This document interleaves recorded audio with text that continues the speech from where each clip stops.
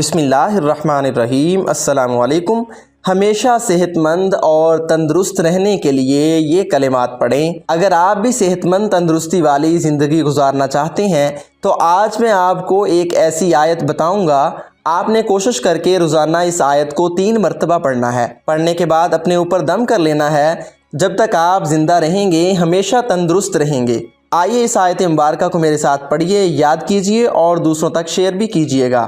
آیت مبارکہ یہ ہے، فَأَقِمْ وَجْهَكَ لِلَّذِينَ حَنِيفًا فِطْرَةَ اللَّهِ الَّتِي فَطَرَ النَّاسَ عَلَيْهَا لَا تَبْدِيلَ لِخَلْقِ اللَّهِ ذَلِكَ الدِّينُ الْقَيِّمُ وَلَكِنَّ أَكْثَرَ النَّاسِ لَا يَعْلَمُونَ۔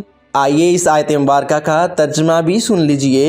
تو ہر باطل سے الگ ہو کر اپنا چہرہ اللہ تعالیٰ کی اطاعت کے لیے سیدھا رکھو۔ یہ اللہ تعالیٰ کی پیدا کی ہوئی فطرت ہے جس پر اس نے لوگوں کو پیدا کیا۔ اللہ تعالیٰ کے بنائے ہوئے میں تبدیلی نہ کرنا یہی سیدھا دین ہے، مگر بہت سے لوگ نہیں جانتے۔